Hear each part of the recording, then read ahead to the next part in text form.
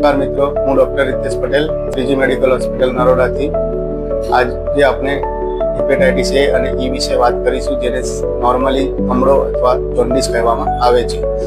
Hepatitis એ અને ઈ કઈ રીતે ફેલાતો હોય છે? સામાન્ય રીતે સંક્રમિત ખોરાક અથવા પાણી પીવામાં આવે તો હિપેટાઇટિસ એ અને ઈ થવાના ચાન્સીસ રહેતા હોય છે. ઘણી વખત હાથ ધોયા વિના ખોરાક ખાવાની આદત હોય તો પણ એ થતો હોય છે.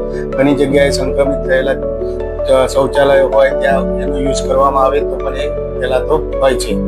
સામાન્ય રીતે ચોમાસાની સિઝનમાં આ રોગ વધુ જોવા મળતો હોય છે, પણ ઉનાળામાં ગરમીની સિઝનમાં પણ ફેલાતો હોય છે.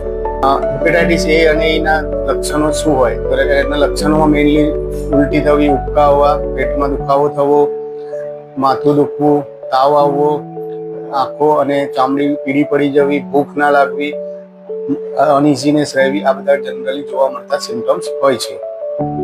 ગર્ભવતી મહિલાઓમાં હિપેટાઇટિસ એ અને ઈ થાય તો એ ગંભીર રૂપ ધારણ કરી શકતો હોય છે. સામાન્ય રીતે કમળો નાના બાળકોથી લઈને મોટી ઉંમરના દરેક વ્યક્તિને થતો હોય છે. કમળો સામાન્ય રીતે 2 થી 6 અઠવાડિયામાં સંપૂર્ણપણે મુક્ત થઈ જતા હોય છે. અથવા જોન્ડિસ કઈ રીતે અટકાવી શકાય? તો બહારનો ખોરાક શક્ય હોય એટલો અવોઇડ કરવો જોઈએ અને સ્વચ્છ અને શુદ્ધ ખોરાક ખાવાની આદત પાડવી જોઈએ. હાથ ધોયા પછી જ ખોરાક લેવાની આદત પાડવાની રાખવી જોઈએ. બહાર ગયા હોય તો મિનરલ વોટર પીવાનું રાખવું જોઈએ અને સ્વચ્છ ટોયલેટ હોય તો જ ઉપયોગ કરવો જોઈએ. હિપેટાઇટિસ એ અને ઈ એટલે કે કમળો એ બહુ જાનલેવા બીમારી નથી, પણ જો એને શરૂઆતથી જ સારવાર આપવામાં આવે તો જલ્દીથી એમાંથી બહાર આવી શકાય છે. પણ જો સારવાર લેવામાં ના આવે તો કમળામાંથી ગમે ત્યારે કમળી એટલે ઝેરી કમળો થવાના ચાન્સીસ રહેતા હોય છે.